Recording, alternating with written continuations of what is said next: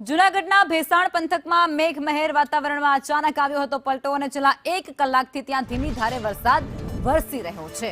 આ ધીમી ધારે વરસાદ વરસતાની સાથે જ ધરતીપુત્રો પણ ખૂબ આનંદમાં જોવા મળી રહ્યા છે। ખેડૂતોની જે ખુશી છે તે સામે આવી રહી છે, કારણ કે વાવણી લાયક વરસાદની તેઓ છેલ્લા ઘણા સમયથી રાહ જોઈને બેઠા હતા અને આખરે છેલ્લા 1 કલાકથી ધીમી ધારે વરસાદ વરસતાની સાથે જ વાવણી લાયક વરસાદ વરસી રહ્યો છે અને જેને લઈ ખેડૂતોમાં ખુશી છે, કારણ કે વરસાદ કોઈ નુકસાન નથી પહોંચાડી રહ્યો, નથી કોઈ ધોધમાર વરસાદ કે નથી કોઈ એની સાથે પવન।